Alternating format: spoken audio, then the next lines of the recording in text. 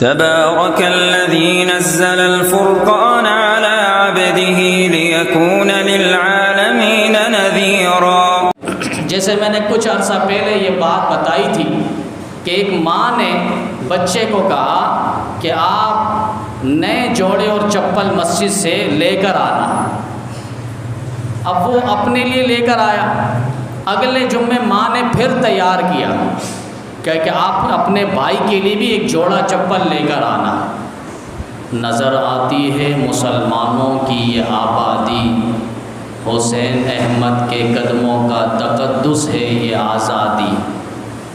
میرے واجب الاحترام قابل احترام دوستوں، ساتھیوں، بزرگوں، قرآن پاک کی جو آیت اور ذخیرہ احادیث میں سے جو حدیث پاک تلاوت کی گئی ہے، خلاق عالم کی بارگاہ میں دعا ہے، مالک کائنات، خالق ارض و سماوات، قرآن و سنت کے مطابق کہنے کی، قرآن و سنت کے مطابق عملی زندگی بسر کی توفیق عطا فرمائے۔ اللہ تعالیٰ کا بے شمار کرم، فضل، عنایت، اور اللہ تعالیٰ کی تخلیق کا ایک شاہکار ہے یہ انسان کی پیدائش۔ اللہ تعالیٰ کی قدرت کا ایک مظہر ہے انسانیت کی تخلیق، آفرینش اور پیدائش۔ بے شمار نعمتوں سے اس انسان کو اللہ تعالیٰ نے سرفراز فرمایا، اور اتنی نعمتوں کی بھرمار اور برسات اس انسان پر اللہ تعالیٰ نے کی ہے کہ اگر یہ شمار کرنا چاہے اور اس کو گننا چاہے، اس کی اعداد و شمار کرنا چاہے، فرمایا یہ نہیں کر سکتے۔ اور اس کا اللہ تعالیٰ نے قرآن کریم کے اندر بھی ذکر فرمایا، وَإِن تَعُدُّوا نِعْمَةَ اللَّهِ لَا تُحْصُوهَا، کہ ہم نے انسانوں پر بے شمار نعمتیں کی ہیں۔ انسان اپنے سر سے لے کر پاؤں تک جسم کے ایک ایک حصے کو ذرا دیکھے کہ اللہ کی کتنی نعمتیں ہیں، پھر اس آنکھ سے کتنی نعمتیں اسے نظر آ رہی ہیں، ان کانوں سے کتنی نعمتوں کی سنوائی ہو رہی ہے، اور اس زبان سے کتنی نعمتوں کا تذکرہ اور ذکر ہو رہا ہے، ان ہاتھوں سے کتنی نعمتوں کو یہ چھو رہا ہے، اور ان قدموں سے کتنی نعمتوں کی باہ و بہار، مزہ، لطف اندوز یہ لوٹ رہا ہے۔ فرمایا بہت اور بے شمار نعمتیں، ان گنت لاتعداد نعمتیں اللہ تعالیٰ نے اس انسان پر کی ہے۔ ایک بال کی نعمت لے لیں، بال کی نعمت، فرمایا اس کو بھی انسان نہ گن سکتا ہے نہ اس کا حق ادا کر سکتا ہے۔ یہ بال کی نعمت اور اس کی قدر، جن کے سر پر بال نہیں ہیں، آپ ان سے جا کر ان کا ایک نعمت اور اس کی قدر آپ پوچھ سکتے ہیں۔ ہمارے پاس الحمدللہ آنکھ کی نعمت اور دولت ہے، جن کے پاس آنکھوں کی دولت نہیں، آنکھوں کی نعمت نہیں، آپ ان سے جا کر پوچھیں، ان کے لیے دن بھی رات ہے۔ ہمارے لیے تو رات رات ہے، لیکن ان کے لیے دن بھی رات ہے۔ ان کے لیے کوئی روشنی نہیں، کوئی اجالا نہیں، کوئی چراغ نہیں، کوئی بلب نہیں، ان کے لیے دن بھی رات کا نمونہ پیش کر رہا ہوتا ہے۔ تو جن کے پاس ہاتھ کی دولت نہیں ہے اور نعمت نہیں ہے، آپ کو ان کے ہاں جا کر اس کی قدر و منزلت ہوگی۔ جن کے پاس دماغ اور عقل جیسی دولت نہیں ہے، پاگل، دیوانہ، مجنون اور ساحر بن چکے ہیں، ذرا آپ ان سے جا کر اس کی نعمت کی معلوم کریں کہ کس حد تک ان کے ہاں اس کی قدر و منزلت ہے۔ پاؤں کی دولت اور نعمت آپ دیکھیں تو ایک ایک نعمت یہ تو چھوٹی موٹی اور بنیادی نعمتیں ہیں، اور اگر انسان کے ایک ایک اعضاء پر، ایک ایک حصے پر اور جز پر غور کریں گے تو اتنی نعمت ہے کہ ان کا شمار بھی اس کے لیے مشکل، اور اس کی نعمت کی قدردانی بھی اس کے لیے مشکل ہو جائے گی۔ حضرت شیخ سعدی رحمۃ اللہ علیہ بہت بڑے ولی گزرے ہیں، اور اپنے زمانے کے ایک بہت بڑے فارسی شاعر گزرے ہیں۔ وہ مسجد میں آئے تھے اور ان کی چپل چوری ہو گئی۔ جیسے آج بھی آپ دیکھتے ہیں اچھا خاصا مسلمان نمازی مسجد میں آتا ہے، نماز کے بعد وہ باہر نکلتا ہے تو وہ چپل کی نعمت سے محروم ہو جاتا ہے۔ اور ہمارے چور، ان کو چور کہیں یا ڈاکو، جو اللہ کے گھر پہ آ کر بھی اس حرکت سے باز نہیں آتے۔ کل ہی ایک بچہ آیا تھا کچھ چیز دینے کے لیے، نماز عشاء اس نے پڑھی پرسوں، اور باہر وہ میری ملاقات کے لیے کھڑا تھا تو وہ چیز مجھے دے رہا تھا۔ میں نے کہا آپ کی چپل کہاں ہے؟ کہا وہ چوری ہو گئی، میں مسجد میں نماز کے لیے گیا تھا، باہر آیا تو چپل نہیں ہے۔ بچہ اپنی چپل بھول گیا، وہ چیز مجھے جو امانت تھی وہ دینے کے لیے کھڑا تھا۔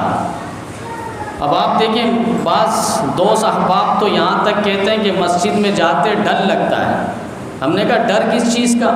کہ چپل پہن کر جاتے ہیں، بعد میں نکلتے ہیں وہ چپل ہمیں ملتی نہیں ہے۔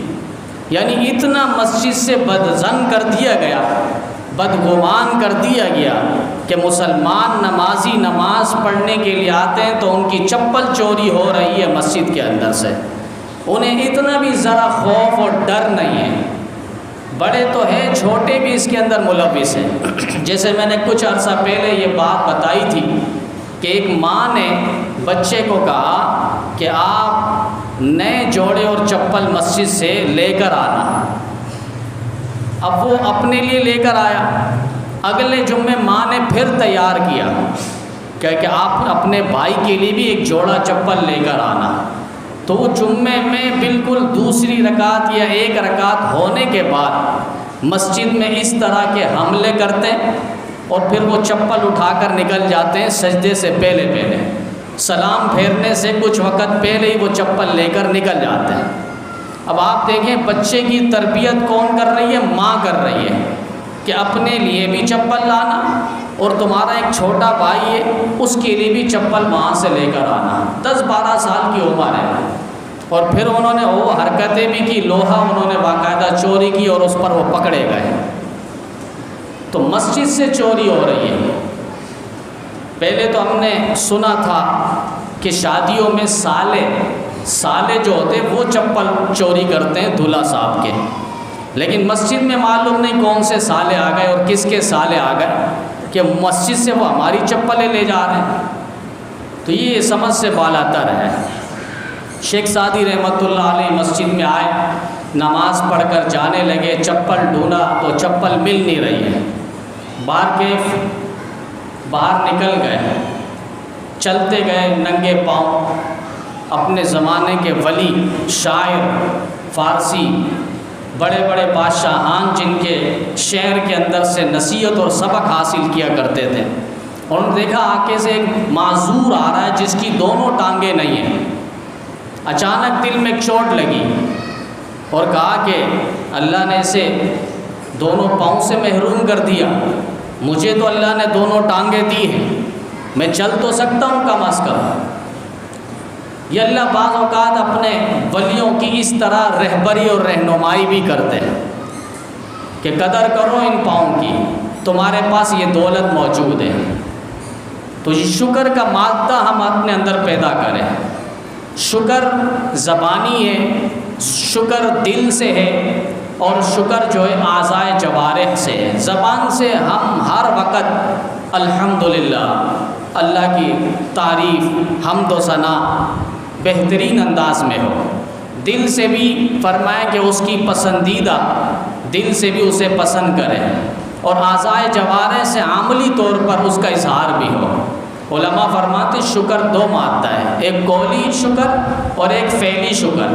قولی یہ کہ زبان سے انسان تعریف کرے، کوئی آپ سے پوچھ رہا ہے کاروبار کیسا چل رہا ہے، کہا الحمدللہ بہترین انداز۔ اب تو یہ بولنے میں بھی ڈر لگتا ہے، وہ سمجھے گا مہنگائی میں اتنا کما رہا ہے، اگلا بیچارہ ڈر رہا ہوتا ہے کیا کرے۔ اب تعریف بھی مشکل در مشکل معلوم ہو رہا ہے۔ بارکیف اللہ کی تعریف ہو اور شکر کا مادہ ہو۔ حدیث کے اندر ہے کہ جب انسان شکر کرتا ہے تو یہ شکر کرتا رہتا ہے، ایسا ہو ہی نہیں سکتا کہ اس کے مال میں، اس کی دولت میں، اس کے کاروبار میں اضافہ نہ ہو، چونکہ اللہ نے روز اول سے یہ وعدہ کر لیا ہے لئن شکرتم لازیدنکم ولئن کفرتم ان عذابی لشدید۔ شکر کرو گے نعمتیں بڑھا دوں گا۔ ایک بہت بڑے بزرگ تھے، انہوں نے اللہ تعالیٰ سے کہا اللہ آپ نے میرے اوپر اتنی نعمتوں کی برسات کر دی، اتنی نعمتیں، تو اللہ نے دل میں بات ڈالی کہ آپ شکر کرتے ہیں اس وجہ سے۔ تو اللہ نے کہا آپ ایسا کر لیں، ناشکری کرنا شروع کر دیں، آپ پھر اپنے مال و دولت کو اور یہ کاروبار کو آپ ذرا پھر دیکھیے گا۔ یعنی ناشکری سے اللہ تعالیٰ، ناقدری سے وہ جو دی ہوئی نعمتیں وہ بھی اللہ چھین لیتا ہے۔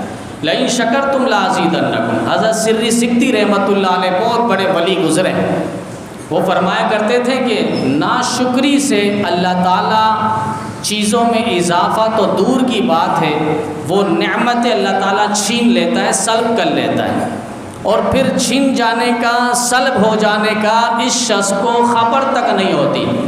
اللہ تعالیٰ اس سے وہ نعمتیں لے لیتا ہے، کیوں؟ ناشکری کی۔ آج کے اس پرفتن اور مہنگائی کے دور میں ہم اپنی زبان کو کوشش کریں شکر کے ساتھ لبریز کریں، ہر وقت الحمدللہ۔ کوئی کاروبار چل رہا ہو نہ چل رہا ہو، گھر میں تنگی ہو، فاقہ ہو، تنگ دستی ہو، کچھ بھی ہو، گھر پہ بھی بتا دیں مستورات کو، خواتین کو، کہ ہم شکر کا مادہ لے کر، یہ ایک دو دن سے نہیں ہوگا کہ آج ہم نے شکر 24 گھنٹے کر لیے، کل ہمارے ہاں رزق کی فراوانی ہوگی۔ اللہ اگر دے دے تو اس کے لیے کوئی دیر اور اندھیر نہیں ہے، تو ہم اس کو شکر کو اپنی زندگی کا اوڑھنا اور بچھونا بنا لیں۔ قولی زبان سے ہمہ وقت، ہر وقت، چاہے گزر بسر جیسا بھی ہو رہا ہو، ہم کہہ دیں شکر الحمدللہ، گزارا بہترین انداز میں اللہ تعالیٰ کروا رہے ہیں۔ اور ایک فعلی شکر ہے، فعلی شکر، فعلی شکر فرمائے کہ زکوٰۃ ہے تو زکوٰۃ کی ادائیگی، یعنی جس کو کہتے ہیں اپنے جسم سے بھی اس کا اظہار کرنا۔ نماز کا وقت ہے، نماز کی ادائیگی کر کے اللہ کے اس رزق کا اور نعمت کا شکر ادا کرنا۔ پھر رمضان کا مہینہ ہے، روزہ رکھ کر اللہ کی نعمتوں کا شکر ادا کرنا۔ حج فرض ہو چکا ہے، حج کی ادائیگی کر کے اس شکر اور نعمت کا شکر ادا کرنا، یہ فعلی ہے۔ یعنی اعضائے جوارے سے بھی، ہم جسم کے اعضاء سے بھی اللہ تعالیٰ کا شکر ادا کریں، یہ اللہ کی بہت بڑی نعمت ہے۔ اس کے ساتھ ساتھ ایک آتا ہے صبر، کہ نعمتوں پر، طاعات پر، گناہوں پر، عبادات پر، گناہوں پر فرمائے صبر کرنا۔ گناہوں پہ صبر، گناہ سامنے نظر آ گیا، فرمائیے اپنے آپ کو گناہوں سے دور رکھے، اپنے نفس کو کنٹرول رکھے، صبر کے ساتھ اپنے آپ کو روک کر رکھے، خواہشات نفسانی کو روک کر رکھنا، یہ صبر ہے، اور اس پر بھی اجر ہے۔ پھر اسی طریقے سے طاعات پر، عبادات پر صبر، دل نہیں لگ رہا، گرمی کا موسم ہے، نماز کیسے پڑھے، یا سردی کے ایام میں فجر کی نماز کے لیے بستر کو خیرآباد کیسے کریں، فرمائے اٹھ جانا، اب اس نفس پر کنٹرول کرنا، صبر کے ساتھ جم جانا، طاعات پر، عبادات پر اپنے آپ کو لگا دینا، کھپا دینا، یہ صبر ہے۔ قرآن کریم کہتا ہے یا ایھا الذین آمنوا استعینوا بالصبر والصلاۃ، بہت بڑا ہتھیار ہے۔ نماز کے مد مقابل اللہ تعالیٰ نے صبر کو ذکر کیا ہے۔ ایمان والو، مومنوں، صبر اور نماز کے ذریعے تم اللہ سے مدد حاصل کرو، اللہ کی مدد آئے گی اللہ کی نصرت آئے گی۔ اللہ خود قرآن کریم میں دوسرے پارے میں بتا رہا ہے، میری مدد چاہتے ہو، میری نصرت چاہتے ہو، میری معیت چاہتے ہو تو نماز کی دولت اپنا لو اور اس کے ساتھ ساتھ صبر والا دامن پکڑ لو، تو اللہ کی مدد بھی آئے گی، اللہ کی معیت بھی رہے گی اور اللہ کی نصرت بھی تمہارے شامل حال رہے گی۔ یہ لازم ملزوم چیز ہے۔ قرآن کریم میں اللہ نے شکر کے بارے میں بھی فرمایا، ما یفعل اللہ بعذابکم ان شکرتم وآمنتم۔ اللہ کو کیا ہو گیا کہ وہ تمہیں عذاب دے، حال یہ ہے کہ تم ایمان لاؤ اور شکر بجا لاؤ۔ اب دیکھیں ایمان کے ساتھ شکر کو اللہ جوڑ رہے ہیں، ساتھ ساتھ ذکر فرما رہے ہیں۔ اتنا قریب اس کا منصب ہے کہ ایمان ہو اور شکر کا مادہ ہو، بس یہ دو عنصر اپنے اندر زندہ کر لو، فرمایا اللہ تمہیں عذاب نہیں دے گا۔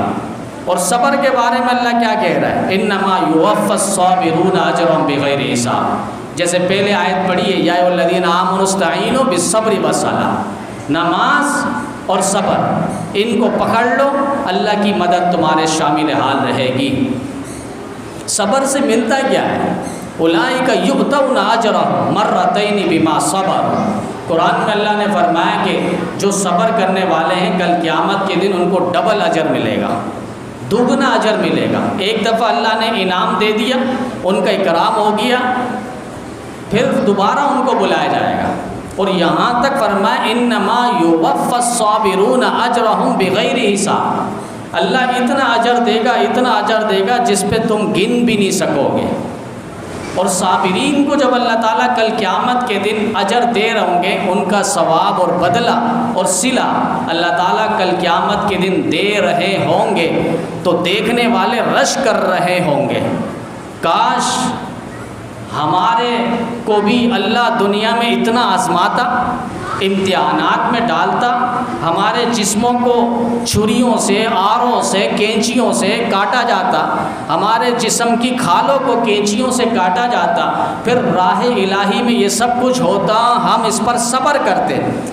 کیوں آج جو دنیا کے بعد آخرت میں اللہ وہ اجر دے رہا ہے، ہمیں اس پہ رشک آ رہا ہے۔ اب آپ دیکھیں وہ لوگ رش کر رہے ہوں گے ان لوگوں پر جن کو اللہ نے دنیا میں صابرین میں بنایا، تکلیفیں آئی، مصیبتیں آئی، غربت، مہنگائی، تنگی ہر اعتبار سے، لیکن انہوں نے دامن نہیں چھوڑا۔ غربت، اب آپ دیکھیں کتنے واقعات ہیں، مہنگائی میں غربت نے لوگوں نے پھانسی پر اور خودکشی پر اتر آئے ہیں۔ یہ حدیث میں اور اسلامی تعلیمات میں سراسر منع ہے کہ آپ غربت کی وجہ سے، فقر و فاقہ کی وجہ سے اپنے آپ کو بھی موت کے منہ پہ ڈھکیل رہے ہیں اور اپنی اولاد کو بھی موت پہ ڈال رہے ہیں۔ فرمایا اس سے وَلَا تَقْتُلُوا أَوْلَادَكُمْ خَشْيَةَ إِمْلَاقٍ، قرآن میں بھی اللہ نے منع فرمایا کہ یہ مال و دولت کی تنگی اور غربت کی وجہ سے تم اپنی اولادوں کو قتل مت کرو۔ تو یہ شکر ہے اور یہ صبر ہے، تو یہ دونوں عنصر ہے لازم ملزوم۔ انسان کا جسم ہے تو جسم کے ساتھ روح بھی ہے، فرمایا یہ لازم ملزوم ہے۔ اسی طرح شکر اور صبر یہ ایمانیات کے لیے لازم اور ملزوم ہے۔ ہم شکر کا مادہ اگر اللہ نے دیا ہے تو شکر ادا کریں، نہیں تو آہ و بکا، وابیلا، چیخنا، چلانا یہ اللہ کو پسند نہیں ہے۔ صبر کے ساتھ رہنا، یہاں تک فرمایا حدیث کی کتابوں میں کہ اگر کسی کا بچہ فوت ہو جاتا ہے تو اللہ تعالیٰ فرشتوں سے کہتے ہیں کہ ہم نے اس کا دل کا پھل چھین لیا ہے۔ اس کے بعد فرشتوں سے کہتے ہیں کہ میں نے اس کا دل کا ٹکڑا اور لخت جگر کو اور اس کے پھل کو، ثمر کو میں نے چھین لیا ہے۔ فماذا قال، اس کے بعد انہوں نے کچھ کہا ہے؟ فرشتے کہتے ہیں حمیدک واسترجع، اللہ انہوں نے آپ کی تعریف کی ہے اور انہوں نے انا للہ و انا الیہ راجعون پڑھا ہے۔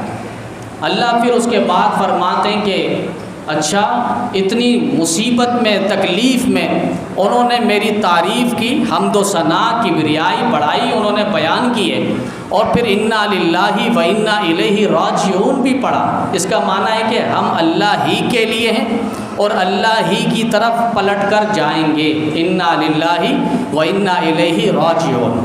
مصیبت کے وقت، تکلیف کے وقت اگر کسی کی کوئی چیز گم ہو جاتی ہے، مل نہیں رہی ہے، کہیں رکھی ہے اس نے چیز، وہاں بھی انا للہ و انا الیہ راجعون پڑھیں گے تو انشاءاللہ امید ہے اللہ تعالیٰ اس کو وہ جلد چیز واپس کر دے۔ تو یہ چیز صبر انہوں نے کی۔ اللہ فرما رہے ہیں کہ اے فرشتوں گواہ رہنا، ان کے لیے جنت پہ گھر بناؤ اور اس گھر کا نام بیت الحمد رکھ دو۔ اتنا بڑا اعزاز مل رہا ہے اس صبر پر۔ بے شمار آیتیں قرآن کریم کے اندر، بے شمار احادیث صابرین کے متعلق بشارت اور خوشخبریوں سے متعلق ہے۔ تو ہمیں شکر کے ساتھ اور صبر کے ساتھ زندگی گزارنی ہے، اور یہی تعلیمات اسلامیہ کا خلاصہ اور نچوڑ اور لب لباب ہے۔